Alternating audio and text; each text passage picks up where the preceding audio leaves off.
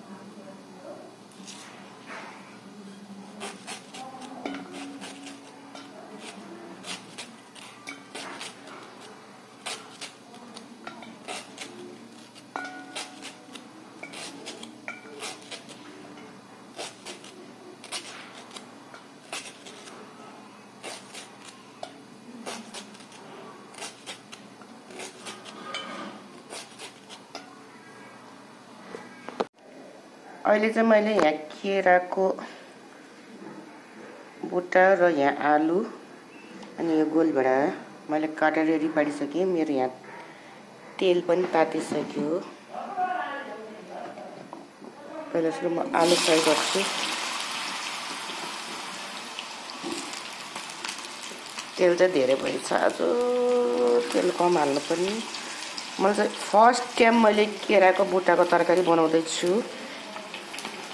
त्यही कारणले मेरो नानी बाबुहरूले कस्तो मान्छ। फर्स्ट टाइम मैले चाहिँ केराको तरकारी बनाउन गइरहेको छु। केराको तरकारी, केराको बुट्टाको चाहिँ केराको तरकारी भन्न पुगेछु फेरि मैले।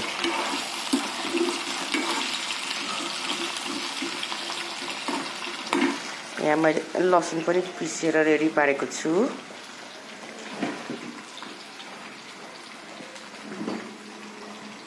मसला चाहिँ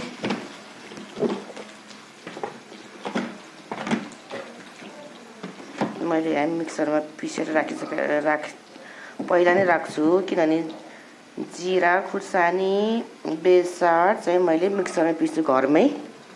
म बाहिर पिन्दिनँ कहिले पनि। तेल चाहिँ अलिक धेरै भएछ, च्याप हुने हो कि च्याल पर्छ तेल धेरै भयो भने।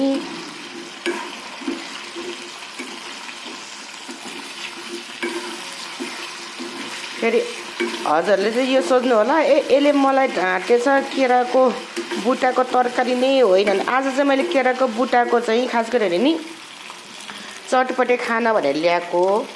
तर आज म बजार पनि गएन सामग्रीहरू किन्नलाई। अब बदाम सदाम भुजिया मेरो घरमा थिएन। त्यही कारण आज म चाहिँ तरकारी चाहिँ पकाएर खाम भनेर यसो विचार गरेको छु। किनभने मैले अहिलेसम्म खाएको थिएन। अब मैले अरूको टिकटकमा पनि देखिरहेको थिएँ। अब केराको तरकारी मैले खाएँ भनेर यसरी बोलिरहेको थियो। हेरौँ आज कस्तो हुन्छ केराको चाहिँ तरकारी।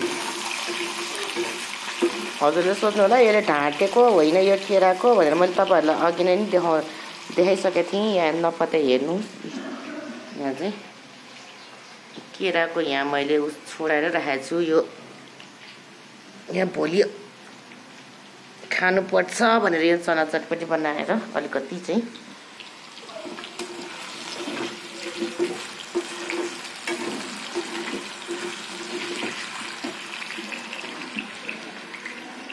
यसबाट चाहिँ धेरै पानी आउँछ कि पानी चाहिँ यसबाट चाहिँ धेरै आउँछ। यो त्यत्तिकै खाए पनि मिठो हुन्छ। हेर्नु त्यहाँ पानी यतिसम्म आउँछ, यस्तो पानी आउँछ यसबाट चाहिँ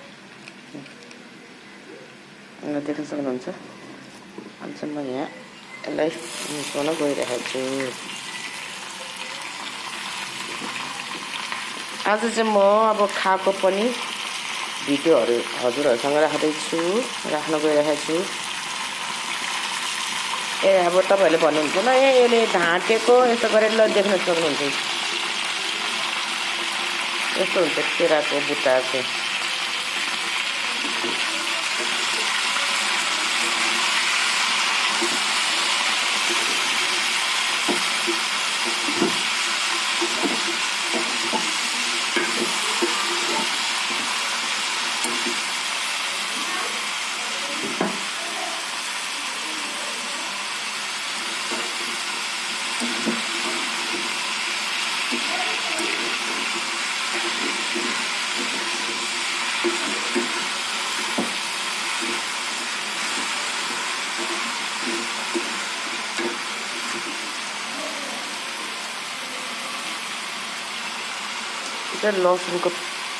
लसुन पिसेको हो मैले अघि तपाईँहरूलाई देखाएको थिएँ। यो चाहिँ खुर्सानी धेरै पिरो नखाम किनभने बच्चाहरूले चाहिँ खान्छ। मेरो बच्चाहरूलाई धेरै पिरो मन पर्दैन। चना चटपटेर पानीपुरीमा चाहिँ उनीहरूले धेरै खान्छ पिरो। यहाँ घरको तरकारीमा चाहिँ उनीहरूलाई पिरो चाहिँ हुनु भएन।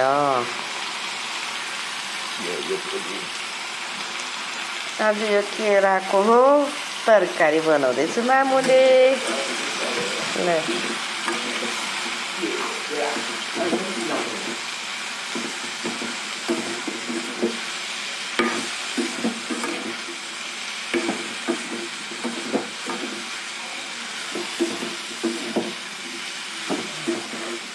अहिले चाहिँ कस्तो यो के भन्छ यो परवल जस्तै देखायो क्या। कस्तो दामी मसला ससला हाल्दाखेरि त परवल जस्तै देखेको छ।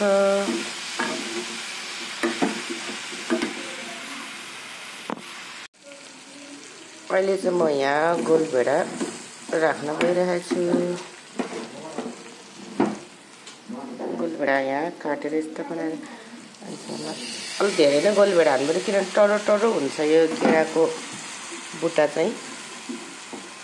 खाँदाखेरि अलिक खल्लो टर्रो हुन्छ। तर अलिकति अमिलो पनि चाहियो। यसलाई चाहिँ 15-20 मिनट नै सानो ग्यास गरेर पकाउनु पर्छ।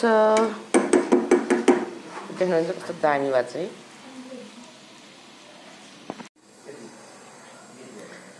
अहिले चाहिँ मेरो तरकारी कस्तो भयो हेर्न गइरहेको छु।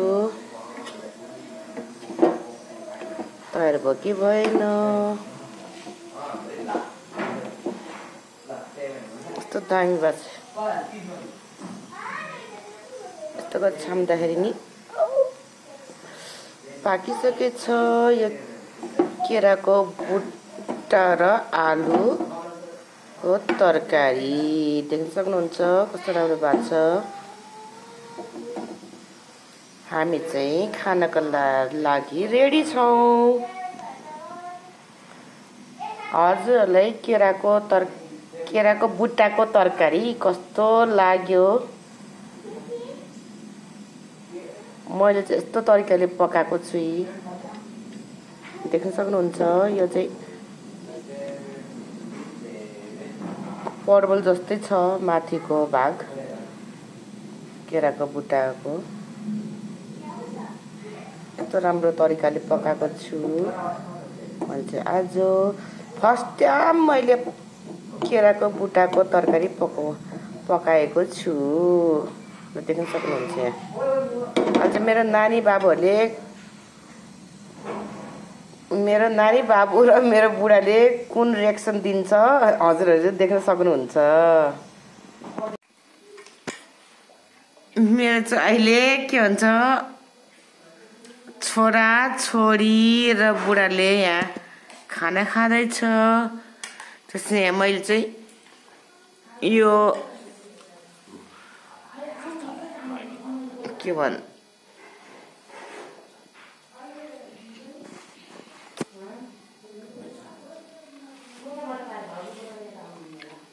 केराको चाहिँ बुट्टाको तरकारी खुवाउँदैछु। उनीहरूलाई कस्तो रिएक्सन हुँदैछ? मिठो लाग्छ कि लाग्दैन?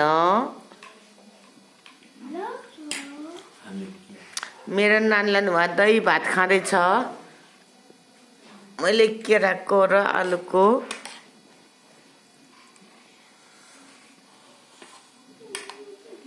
मेरो बुढालाई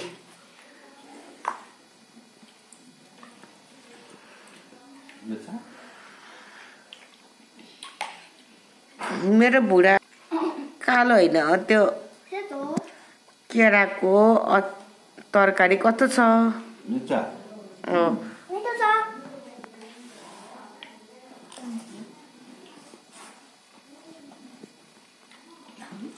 Good.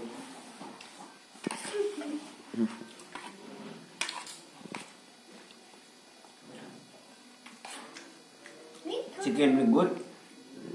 दाल के भइरहेछ के गुड भन्छ खै अहिले चाहिँ म खाना खान गइरहेको छु यो चाहिँ बोइलर कुखुरा फ्राई गरेको छु मैले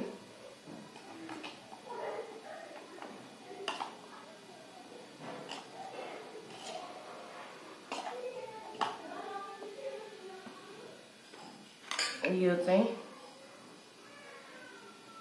अघि नै मैले तपाईहरुलाई भनिरहेको थिएँ यो चाहिँ केराको बुटा र आलु देख्न सक्नुहुन्छ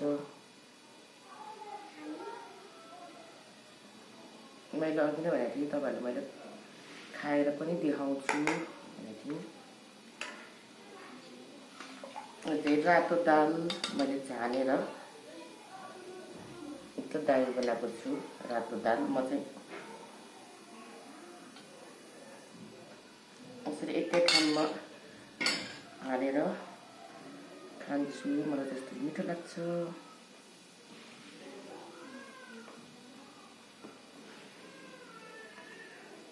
कस्तो हुँदो रहेछ केराको बुटाको तरकारी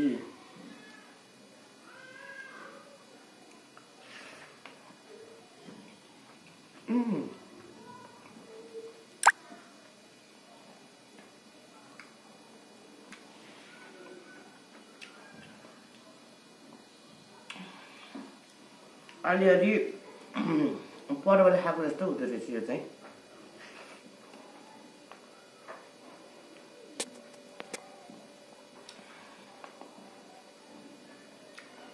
जस कुरुक कुरुक परवलको जस्तै आवाज आउँदो रहेछ